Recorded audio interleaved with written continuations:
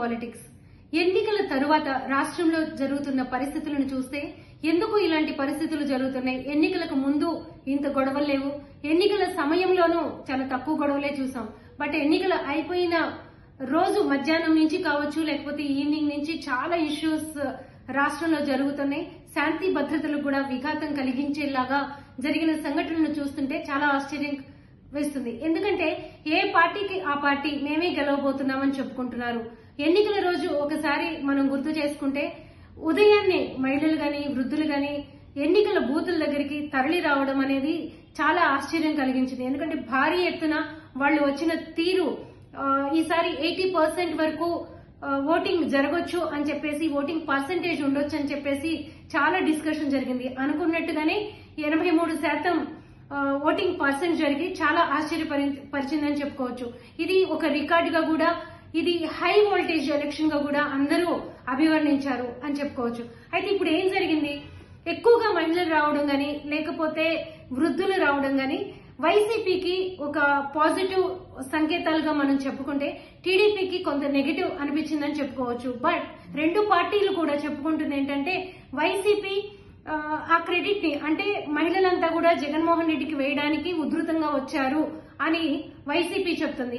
అయితే నిజానికి ఎండల వల్ల రావచ్చు, ఎందుకంటే ఉదయాన్నే ఓటేసుకుంటే ఒక పని అయిపోతుంది అనుకోవచ్చు. గత ఎన్నికల్లో మనం 2019 ఎన్నికల్లో చూసుకుంటే సాయంత్రం ఎక్కువగా ఓటింగ్ జరగడం వల్ల, ఏదైతే ఎలక్షన్ సాయంత్రం ఎక్కువగా జరగడం వల్ల దాదాపు 12 గంటలు 3 గంటల వరకు కూడా పోలింగ్ బూత్ల్లో మహిళలు కూడా ఎదురు చూడాల్సిన పరిస్థితి వచ్చింది. కాబట్టి ఈసారి ఉదయాన్నే వచ్చి వేసేద్దాము, ఎండ నుంచి కూడా కాపాడుకోవచ్చు, ఇలాంటి ఆలోచనలతో కూడా మహిళలంతా కూడా ఉదయాన్నే వచ్చి ఉండొచ్చు.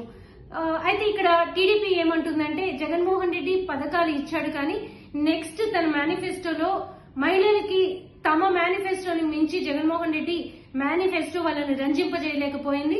అందుకని జగన్మోహన్ రెడ్డికి యాంటీగా వేయడం కోసం మహిళలు వచ్చేశారు. ఈ వస్తున్న ఏదైతే ఈ పర్సెంటేజ్ పెరిగిపోతుందో అదంతా కూడా మాకే అని చెప్పేసి టీడీపీ కూటమి కూడా చెప్పుకుంటూ వచ్చింది. అయితే నిజానికి కూటమి చెప్తున్నట్టు జగన్మోహన్ రెడ్డి మీద అందరూ పొద్దున్నే వచ్చేసి కసిగా ఓట్లేసే అంత ఒక నెగిటివ్ జగన్మోహన్ రెడ్డి మీద ఉందా అంటే లేదనే చెప్పుకోవాలి. ఎందుకంటే తను గత మేనిఫెస్టో కావచ్చు, ఈసారి మేనిఫెస్టో కావచ్చు, ఒక క్లారిటీ ఉంది. అంతేకాదు రాష్ట్రంలో తన ఎన్నికల ప్రచారం నిర్వహించినప్పుడు కూడా ఎక్కడ కూడా ప్రతిపక్షాల మీద కొద్దిపాటి సునిశ్చిత విమర్శలు మాత్రమే చేస్తూ అతను తన మేనిఫెస్టో గురించి చెప్పారు. అలానే కూటమి ఏదైతే గతంలో ఇచ్చిన మేనిఫెస్టోను ఎలా అమలు పరచలేదో చాలా క్లియర్ గా ప్రజలకు అర్థమయ్యేలాగా అతను వివరించడంలో సక్సెస్ అయ్యాడని చెప్పారు.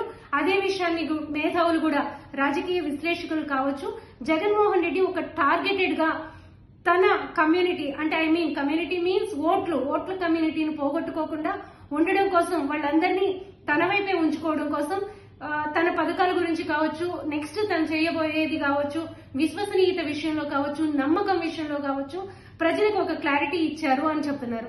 అలానే రాజకీయ విశ్లేషకులు కూటమి గురించి చెప్పేటప్పుడు వాళ్ళు సీట్లు పంచుకోవడంతోనే ప్రచారంలో సగం భాగం అయిపోయింది.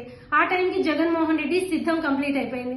తర్వాత సీట్లు పంచుకున్న తర్వాత అందరూ అడ్జస్ట్ అయ్యే సమయంలోనే జగన్మోహన్ రెడ్డి బస్ యాత్ర కూడా కంప్లీట్ అయిపోయింది.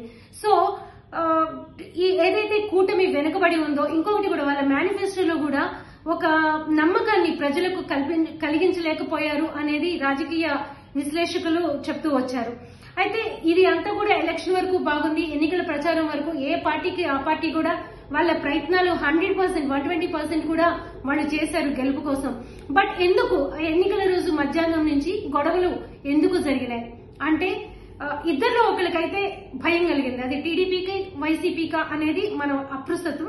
బస్ అది వైసీపీకా టీడీపీకా అనేది అప్రస్తుతం. ఎందుకంటే మనం జడ్జి చేయడానికి మనమేం దేవుళ్ళు కాదు, లేకపోతే ఇంకొకటి కాదు. జనంలోకి వెళ్లి తిరిగి వచ్చినా కూడా అక్కడ కూడా ఒక క్లారిటీ మనకు కనిపించలేదు కాబట్టి మనం ఒక జడ్జిమెంట్ అనేది చేయలేం. కాబట్టి అది జనానికే వదిలేయాలి. బట్ డిస్కషన్స్ అయితే జరుగుతున్నాయి కదా. సో ఒకరికైతే భయం కలిగింది, అది టీడీపీకా వైసీపీకా, ఓడిపోతున్నామనే భయం. ఆ భయంతోనే ఎక్కువగా గొడవలు చేయటం గాని, లేకపోతే తగలబెట్టుకోవటాలు గాని, బాంబులు వేయటాలు గాని, లేకపోతే ఫిజికల్ గా దాడులు చేయటం గాని ఇవన్నీ చేసుకుంటూ వచ్చారు. అయితే ఈ ఎలక్షన్ అయిపోయిన తర్వాత కూడా ఎందుకు చేశారు? ఎలక్షన్ సమయంలో అంటే ఎలక్షన్ ఆపేయడానికి చేస్తారు, ఎలక్షన్ తర్వాత కూడా ఎందుకు చేశారు?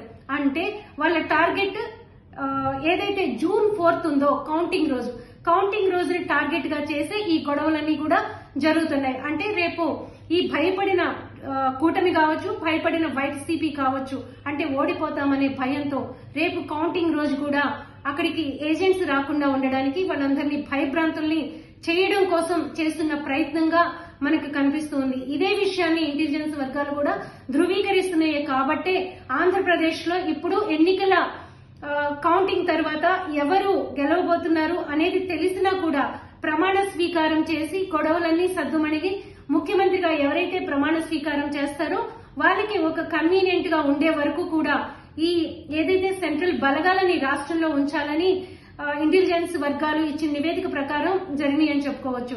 సో ఇక్కడ గొడవలు జరిగిన మన నేపథ్యం కూడా ఎక్కువగా తీసుకుంటే మధ్యాహ్నం నుంచి మనకు జరిగినవన్నీ కూడా అంటే ఎలక్షన్ రోజు మధ్యాహ్నం నుంచి ఎక్కువగా మనకి కూటమి మీదే ఎక్కువగా కనిపించినాయి అని మనం చెప్పుకోవాలి. ఎందుకంటే ఇళ్లకి నెక్స్ట్ డే కావచ్చు ఇళ్లకు వెళ్లి దాడులు చేయడం, బాంబులు, ఎలక్షన్ ఆపించడానికి చేసిన ప్రయత్నాలన్నిటిలో కూడా ప్రథమంగా టీడీపీ అండ్ కూటమి వర్గాలే ఎక్కువగా కనిపించినాయి. కాబట్టి మరి ఆ భయం ఆ పార్టీలో ఉందా, లేకపోతే జగన్మోహన్ రెడ్డి వర్గంలో అయితే జగన్మోహన్ రెడ్డి సంబంధించి ఆయన మాత్రం చాలా కాన్ఫిడెంట్ గానే ఎలక్షన్ రోజు చెప్పాడు. తర్వాత ఇప్పుడు కూడా నిన్న కూడా చెప్తూ 151 కన్నా ఎక్కువే వస్తాయని అతను చాలా కాన్ఫిడెంట్ గా ఉన్నారు. మరి వీళ్ళిద్దరిలో కాన్ఫిడెంట్ లోపించింది ఎవరికో గానీ ఈ గొడవలన్నిటికీ కారణం కూడా వాళ్ళే. బట్ ప్రజల మనసుల్లో మాత్రం ఎవరున్నారు, ఎందుకు అంత ఉధృతంగా వచ్చి ఓటేశారు? Please subscribe Telugu politics.